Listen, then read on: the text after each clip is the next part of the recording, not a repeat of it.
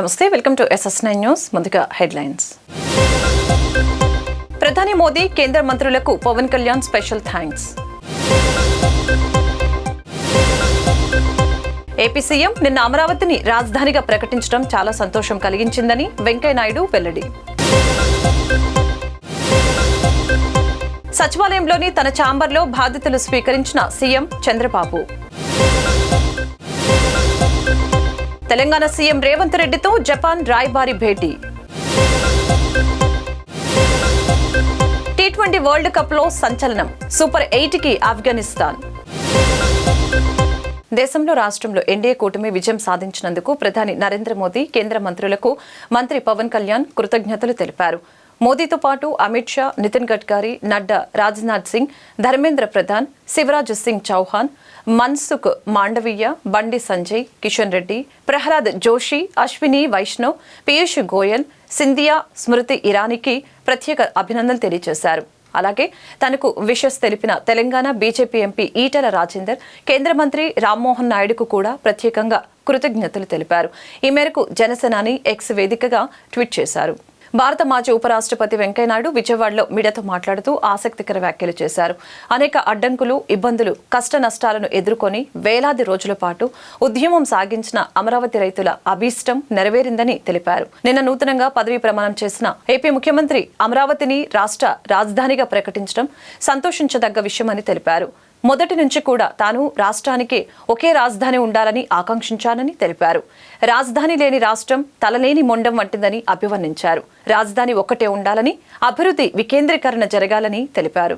పైనేమో మంచి రోజులు వచ్చాయి. 1631 రోజులు సుదీర్ఘ ఉద్యమానికి స్వస్తి.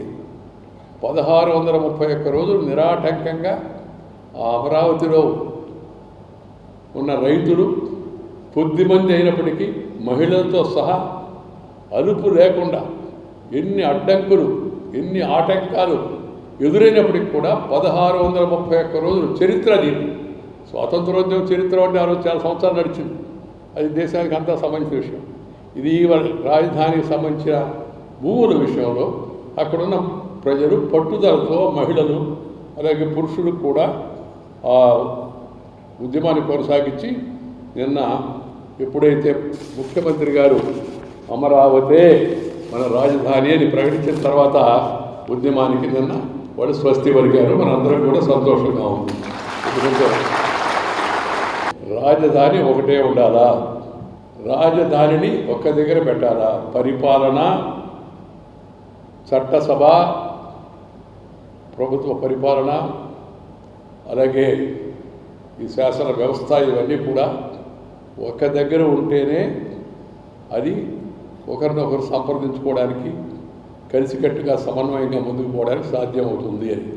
అది రాజకీయం దృష్టిలో పెట్టుకున్న కామెంట్ కాదు. రాజకీయానికి దానికి సంబంధం లేదు. అభివృద్ధి వికేంద్రీకరించాలి, అభివృద్ధిని వికేంద్రీకరించాలి, రాజధానిని కేంద్రీకరించాలి. కేంద్రంలో ఉండాలి రాజధాని, జిల్లాలతో అనుసంధానం ఉండాలా, ప్రతి జిల్లా అభివృద్ధి చెందాలా, ప్రతి ప్రాంతం అభివృద్ధి చెందాలా, ప్రాంతీయ అసమానతలు ఉండకూడదు, సమతుల్యం పాటించాలా, అసమానతలు ఉంటే వాటిని తొలగించుకొని సమైక్యం ముందుకు వెళ్ళాలి. అది సందేశం. ప్రజల కోరిక ఆ విధంగా నెరవేర్చడం చాలా సంతోషం. ముఖ్యమంత్రి గారు మాట ఇచ్చినట్టుగా రాష్ట్రంలో అన్ని ప్రాంతాల అభివృద్ధి కోసం కృషి చేస్తారని చెప్పని మనందరం విశ్వసిద్దాం. ఏపీ ముఖ్యమంత్రిగా టీడీపీ అధినేత నారా చంద్రబాబు నాయుడు గురువారం బాధ్యతలు స్వీకరించారు. అమరావతిలోని సచివాలయం మొదటి బ్లాక్లో సాయంత్రం 4:41 బాధ్యతలు చేపట్టారు. వేద పండితులు పూజలు నిర్వహించిన అనంతరం ఆయన బాధ్యతలు తీసుకున్నారు. ముఖ్యమంత్రి హోదాలో 5 ఏళ్ల తర్వాత సచివాలయానికి వచ్చిన చంద్రబాబుకు రాజధాని రైతులు ఘనమైన స్వాగతం పలికారు. సచివాలయంలో ఉద్యోగులు, అధికారులు సీఎంకు స్వాగతం పలికారు. ప్రభుత్వ ప్రధాన కార్యదర్శి, డీజీపీతో సహా మంత్రులు, ఆల్ ఇండియా సర్వీసెస్ అధికారులు ముఖ్యమంత్రిని కలిసి శుభాకాంక్షలు తెలిపారు.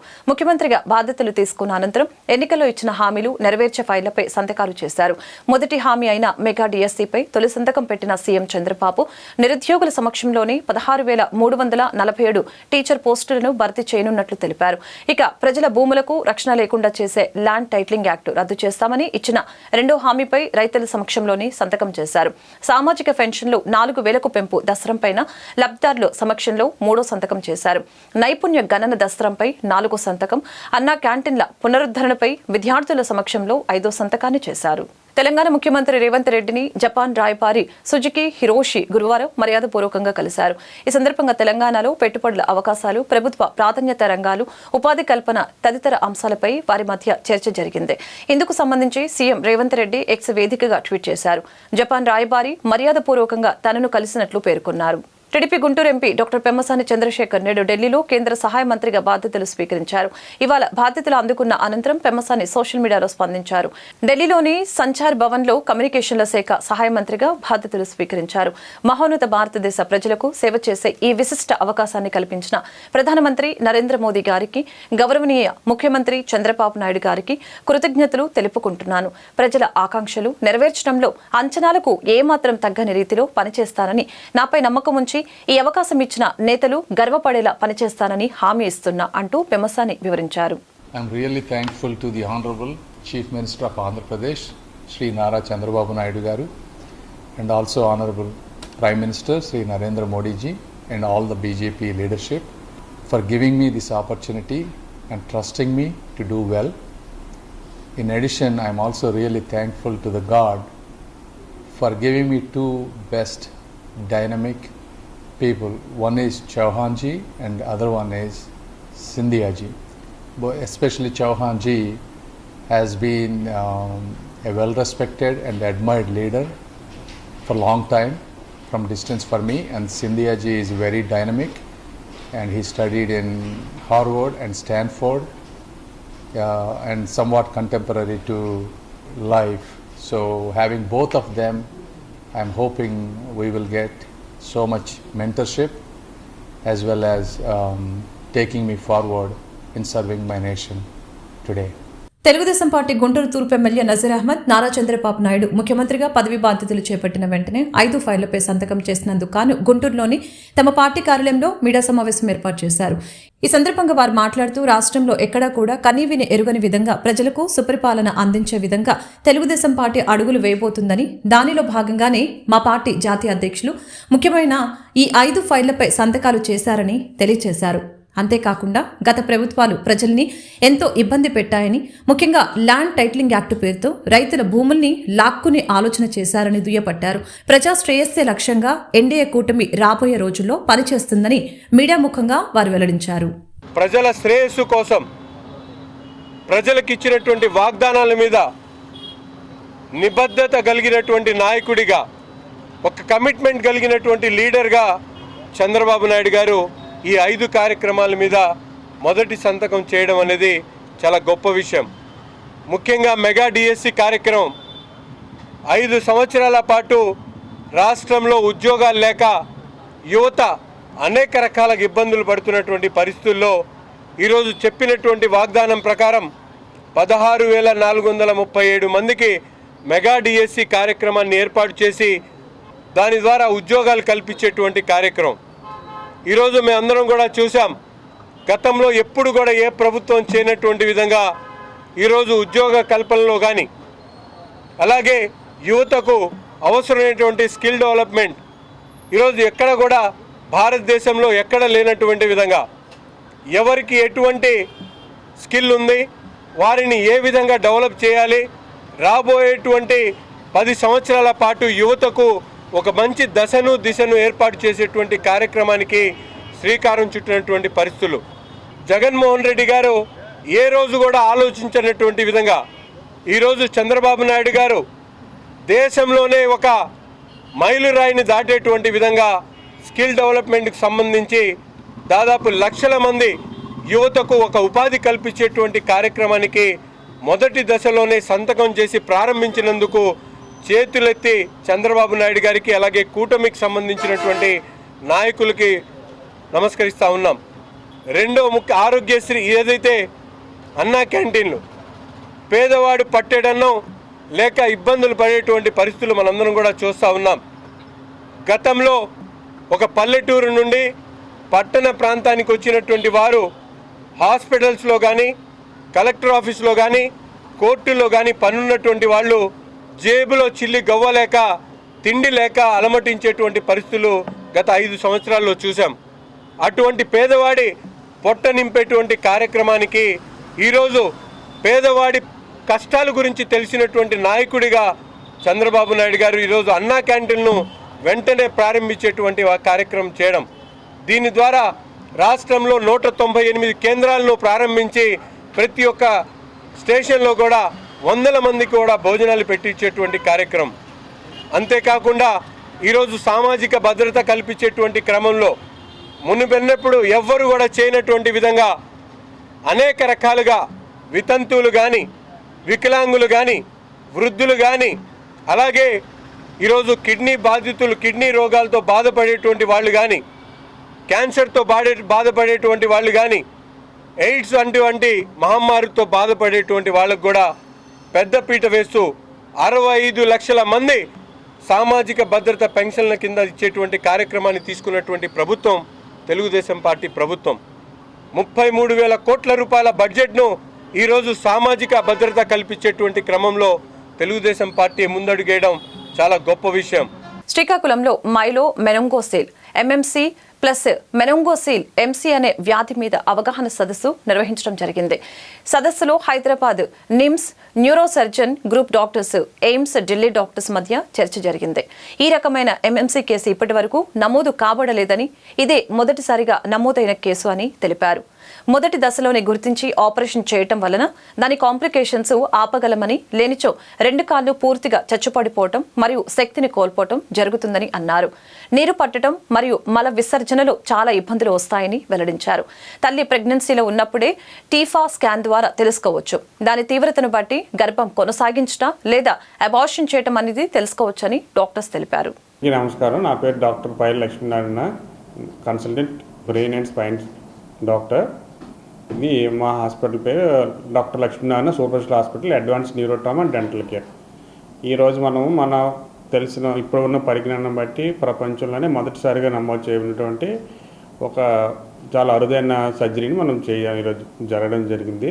శ్రీకాకుళం వాస్తవులకి ఆమె 8 నెలల వయసున్న పాప, పుట్టుక నుంచే వచ్చిన గడ్డ, కానీ వాళ్ళకి తెలుసుకోవడం అనేది 4 నెలల నుంచి తెలుసుకోవడం జరిగింది. అది వెన్నుపూసలో ఉన్న అమెరికాలో ప్రాబ్లం వల్ల లోపల ఉన్న కణితులను వెన్నుపాము చుట్టూ వాటరు అండ్ మెనింజెస్ కలిసి అది గడ్డలా వచ్చాయి. ఇది యూజువల్గా ఏంటంటే వెన్నుపూస క్లోజర్ అయినప్పుడు మనం దాంట్లో ఏమైనా మార్పుల వల్ల సరిగ్గా ఎముకలు 2 కలవకపోవడం వల్ల దాంట్లో గ్యాప్ వచ్చి దాని ద్వారా ఇవన్నీ జరుగుతూ ఉంటుంటాయి. ఇవి ఏంటంటే మనం అందులో 2 వెన్నుపాముకు ముందు భాగం నుండి ఉంటాయి, వెనక భాగం నుంచి ఉంటాయి. వెనక భాగం నుంచి వచ్చేది కామన్, అందులో మళ్ళీ మధ్య భాగంలో వచ్చేది, సైడ్కి వచ్చేది కూడా ఉంటుంది.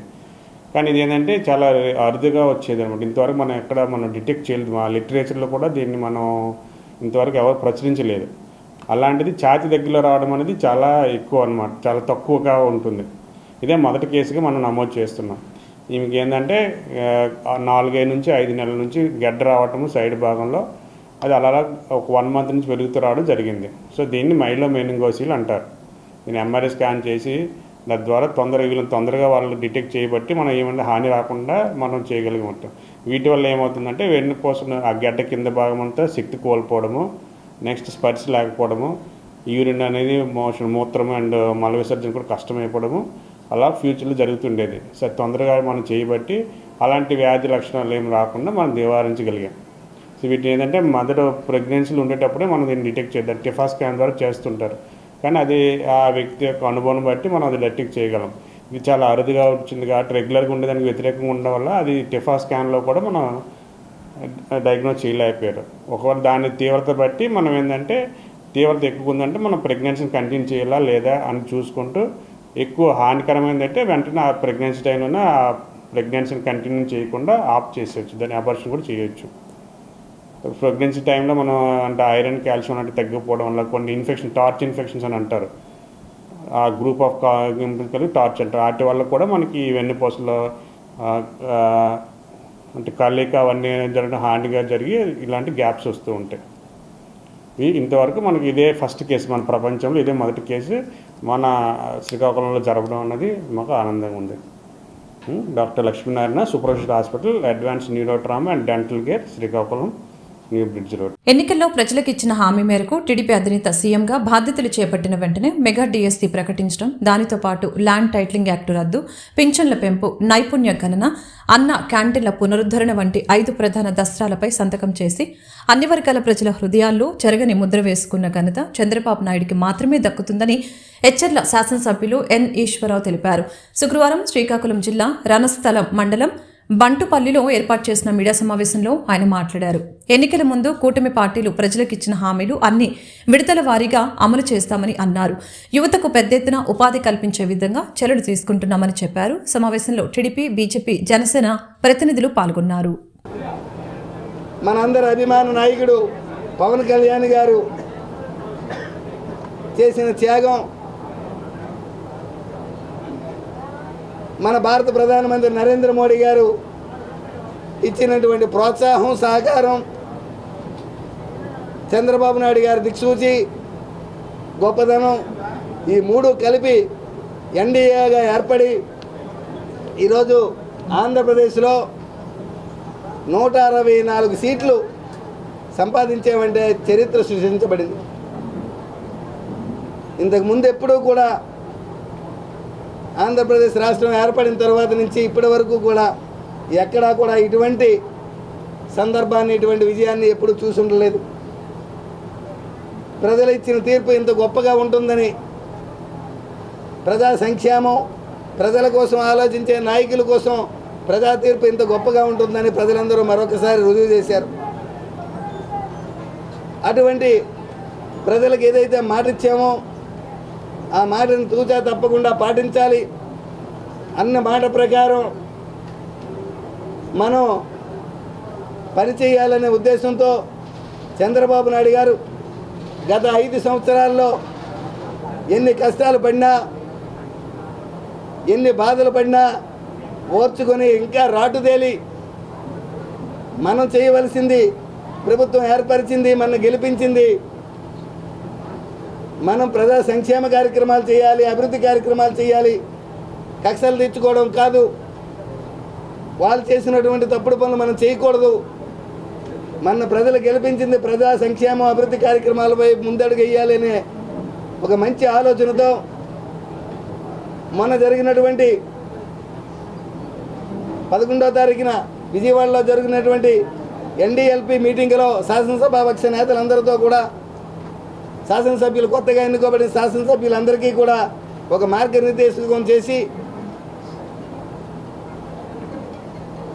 12వ తారీఖున ముఖ్యమంత్రిగా ప్రమాణ స్వీకారం చేసి 13వ తేదీనే బాధ్యతలు తీసుకుని వెంటనే ప్రజలకు ఇచ్చిన మాట ప్రకారం మొదటి సంతకం ఏదైతే పెడతానన్నారో డిఎస్సి మీద, ఈరోజు యువతకి, నిరుద్యోగులకి ఇచ్చిన మాట నిలబెట్టుకుంటూ మెగా డిఎస్సి పై తొలి సంతకం చేశారు. రెండో సంతకంగా ల్యాండ్ టైటిలింగ్ యాక్ట్ని రద్దు చేసి ఆయన 2వ ఫైల్ మీద సంతకం పెట్టారు. ఆయనకి మన ఎచ్చెర్ల నియోజకవర్గం రైతాంగం తరపున, మనందరి తరపున మరొకసారి ఆయన కృతజ్ఞతలు తెలియజేస్తున్నాం.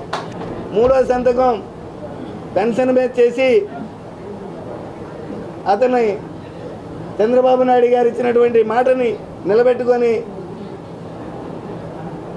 ఈరోజు పెన్షన్ మీద 3వ సంతకం చేసినందుకు మన ఎచ్చెర్ల నియోజకవర్గం తరపున, పెద్దల తరపున, పెన్షన్దారుల తరపున, మన ప్రజలందరి తరపున చంద్రబాబు నాయుడు గారికి కృతజ్ఞతలు తెలియజేస్తున్నాం.